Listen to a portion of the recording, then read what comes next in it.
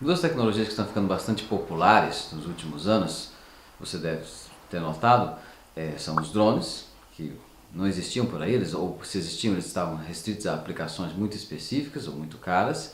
E você deve ter notado no seu cotidiano que os aparelhos de som, caixas de som, celulares, todos que têm uma caixa de som embutida, eles ficaram muito mais compactos, mais ou menos na mesma época. E nós vamos explicar aqui hoje o que essas duas coisas têm de comum.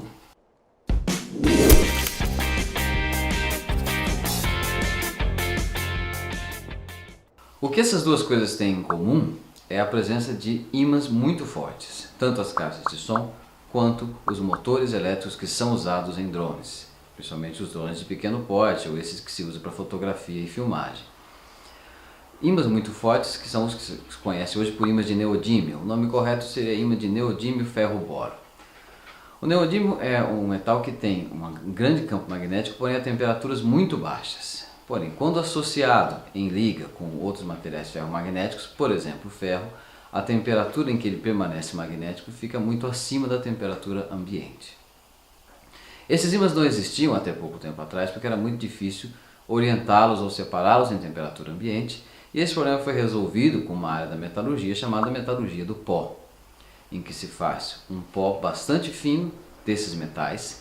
Esse pó é colocado misturado numa câmara sujeito a um grande campo magnético para que o pó seja orientado, que os domínios magnéticos do pó sejam orientados, e depois comprimido com a temperatura elevada para que eles formem um formato e o ímã seja formado. Você pode observar a força de um ímã num diagrama que se chama diagrama BH, né?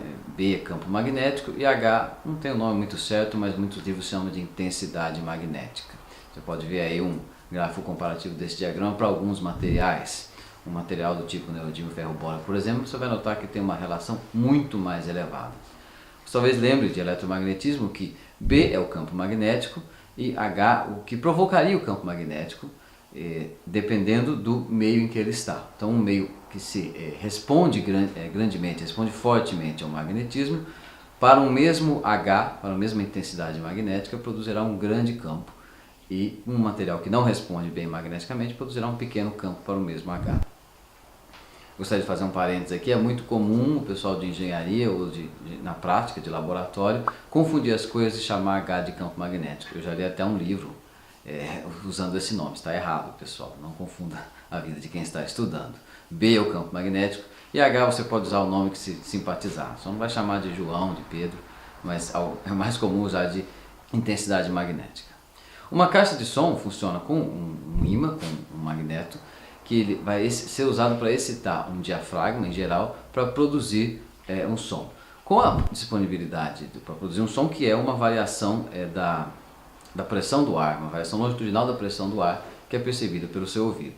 Com a disponibilidade de ímãs muito fortes, você consegue mover diafragmas de forma mais eficiente, ou diafragmas maiores até, ou com frequências maiores, e portanto produzindo caixas de som que são muito fortes e que às vezes são muito compactas. Relativamente, talvez você tenha a impressão de que uma caixa de som hoje muito pequena, que cabe na sua mão, tem mais ou menos a mesma potência que uma caixa de som de às vezes 1 metro de altura. A exceção talvez de varrer sons muito graves, aí você precisa de um diafragma muito grande e aí a caixa acaba sendo grande por causa do tamanho do emissor de som, do diafragma. E o que isso tem a ver com os drones? Bom, o que permitiu que os drones existissem hoje como uma tecnologia quase que doméstica? O que permitiu é que os motores que se usam para eles, o motor para conseguir girar uma hélice na velocidade suficiente que geraria o impulso e o empuxo de arrasto para que ele suba, eram motores que eram pesados. Então você tinha um compromisso de colocar um motor mais potente para gerar o arrasto, só que o motor pesava mais e não podia ser levantado.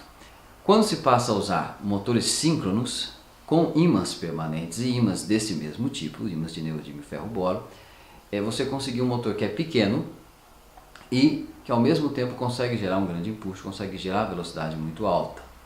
Você talvez lembre que a máquina síncrona é aquela que gira na velocidade em que você coloca os pulsos de tensão sobre ela. Ela pode ser construída ao contrário, como se diz, com o rotor para fora. Essa é a maior parte dos drones é feita nessa configuração, que você tem uma carcaça externa, como você vê aí, e ela é que gira, e a parte interna é que fica estática, fica parada, que é o estator. E a presença dos ímãs em vários lugares, quando você excitar o circuito com um campo magnético com uma tensão variável, uma tensão gerada por algum tipo de inversor de frequência, né, que produz um sinal senoidal, ela vai ficando realinhando sucessivamente com os vários ímãs e fazendo a rotação necessária. Só que aí, como você tem ímãs bastante fortes, com uma alta relação entre B e H, você consegue produzir uma rotação alta mesmo tendo um espaço, ocupando um espaço pequeno, mesmo tendo ímãs pequenos. Então, por exemplo, veja esse daqui. Esse é um drone do tipo máquina síncrona construído com ímã permanente. Você nota que é a parte externa do motor que gira e a interna fica parada. Eu tenho aqui um circuito que funciona como um inversor de frequência. O que ele faz? Ele pega a tensão da bateria, que é uma bateria de alta descarga, que permite uma grande corrente, e transforma essa tensão da bateria em 3 tensões alternadas defasadas de 120 graus. Muita semelhança com o nosso sistema trifásico, só que num outro patamar de tensão. E isso vai produzindo um vetor de campo magnético girando, que é feito acompanhar pelos ímãs e faz girar a hélice do drone. Se você gostou desse tipo de discussão, então inscreva-se no nosso canal, aperte curtir. Muito obrigado pela atenção.